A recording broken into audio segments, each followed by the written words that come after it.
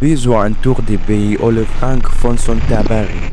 D'abord, la langue francophone tabarrie comme une langue maternelle dans plusieurs pays, notamment en France, comme la Belgique, le Luxembourg, Monaco, la Suisse et d'autres. Elle s'est imposée comme une deuxième langue, particulièrement dans le pays d'Afrique, tel que le Sénégal, le Bénin, le Burkina Faso, le Cameroun et le Congo et autres. En particulier, les États arabes ne sont pas à l'écart avec le Maroc et l'Algérie avec plus de 30% d'utilisation de la France et le Tunisie avec plus de 60%. Certains internautes demandent comment la langue est arrivée dans ce pays et même devenue leur langue maternelle. Pour répondre à cette question, je veux évoquer l'histoire sombre de la France. Non pas comme le montre à tout le monde. Le France s'est imposé avec tyrannie et occupation d'une partie de ce pays à l'histoire sanglante et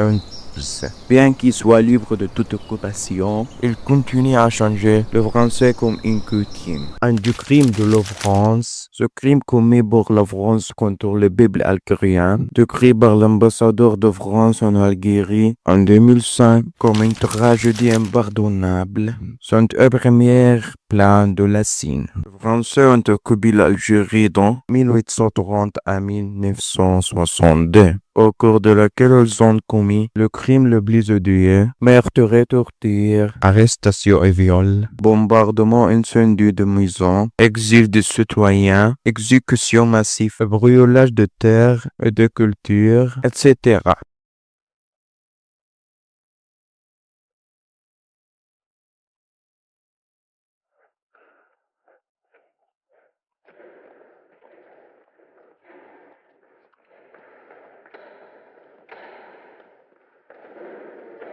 الله أكبر. الله أكبر.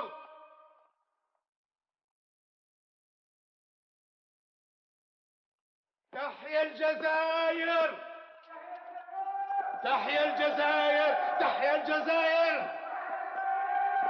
تحيا الجزائر. تحيا الجزائر. تحيا الجزائر.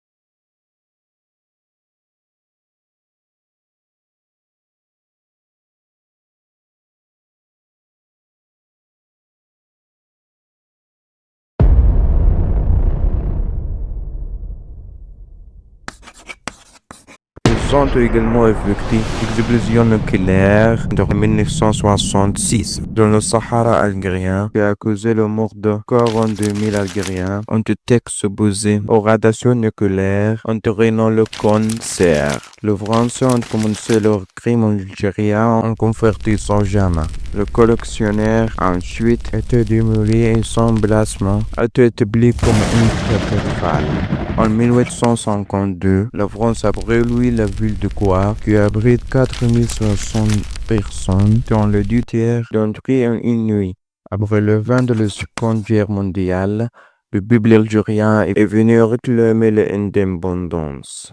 Les forces françaises ont tué plus de 400 Algériens. Pendant seulement 15 jours de manifestations, les forces françaises ont effectué de bombardements aériens contre les populations de 44 villages. L'écrivain Gassem Gaza a écrit un article intitulé L'histoire noire de la France, dans laquelle il mentionne plusieurs des crimes les plus odieux de la France pendant l'occupation. De 1798 à 1801, durant cette période de 3 ans, la France fut vite. Malgré ses défauts,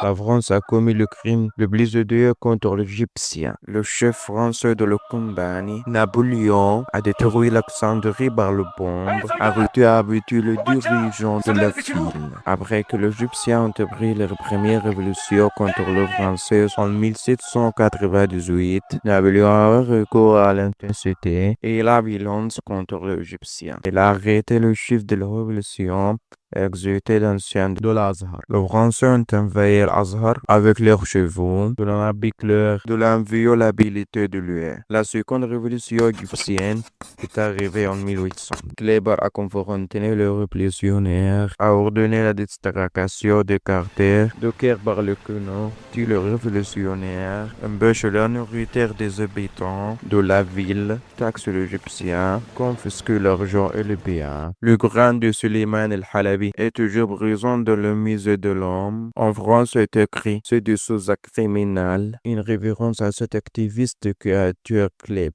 Kléber est celui qui avait des rivages en Égypte et a ordonné l'abattage des visionnaires et le débarrassement de leurs corps dans le Nil la nuit, sans parler de cas de viol de femmes égyptiennes. Le combat criminel de la France contre l'Égypte a été plus de 50 000 Égyptiens. La France a volé plus de 1000 artefacts encore exposés au musée de Louvre en France. En 1955, les Français ont rassemblé 1500 hommes algériens dans un stade de la ville. Ils ont tué et enterré dans des tranchées en masse. La même année, ils ont détruit le village de Zafzaf et tué des hommes, des femmes, des volières et des enfants, mettant le feu en maison aux étables. En 1957, les forces d'occupation françaises ont dissous le corps du symbole de la résistance algérienne vivant, y compris le Cheikh al-Arab al-Tabsi, dont le corps a été désordre d'un bourg-en-bilier d'Ulbion. Une photographie de crime français en Algérie comprenait également le meurtre d'une femme algérienne avec son bébé, après que les Français ont essayé de la violer, et quand elle a refusé, on lui a tiré dessus avec son bébé, et aucun besoin sur être accueilli. J'ai donc répondu à la question de savoir comment les francophones sont interdits dans ce pays. Et mes salutations sincères à vous, nos meilleurs professeurs.